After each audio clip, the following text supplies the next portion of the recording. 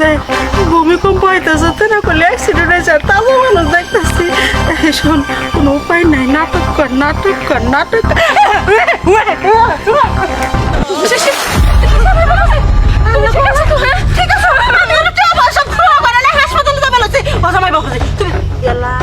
সবই ঠিক আছে, তাহলে বুয়া ফোন করতে গেল, তুই তাহলে করলে যাবে বাবা যাচ্ছিল, যদি বেঁচে কি তামাশা করতাস, আমার অ্যাক্সিডেন্ট বলেছিলাম, গাড়ি থেকে পয়লা যায় আমার জামাই বাবা চুপ!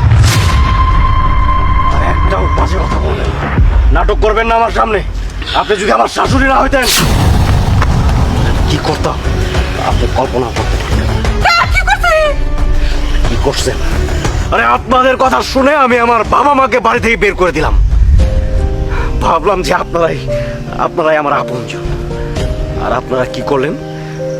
স্বার্থের জন্য কাছে টানলেন। যখন স্বার্থ পুড়িয়ে গেল, তখন টাকা পয়সা সোনা দানা সবকিছু গুছিয়ে চলে যেতে চাইলেন। কারণ আমাকে আর দরকার নেই, আমি অচল, আমাকে দিয়ে আর কি হবে। অথচ যাদেরকে আমি তুচ্ছ তাচ্ছিল্য করলাম, পর ভাবলাম, সেই মানুষগুলো আমার পাশে দাঁড়ালো। আসলে মা বাবার মতো পৃথিবীতে কেউ হয় না। তুমি আমাদের সাথে এভাবে কথা বলছো কেন? তুমি জানো না আমি তোমাকে কত ভালোবাসি। তোমার এই অবস্থা শুনে আমার তো একেবারে প্রাণটা বের হয়ে যাচ্ছিল ভাব। মা তো কান্না করতে করতে শেষ।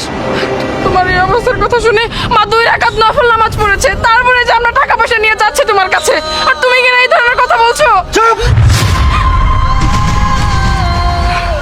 ইচ্ছে করতেছে তোকে গলার টিপে আমি শেষ করে দেব। কি ভেবেছিস আমি কিচ্ছু জানি না? আমি সব কিছু জানি। কোকিলা যখন তোকে ফোন কল দেয়, তখন আমি ওখানে দাঁড়িয়েছিলাম, লাউড স্পিকারে আমি সব কিছু শুনেছি। বেবি, তুমি ফোন করছিল না?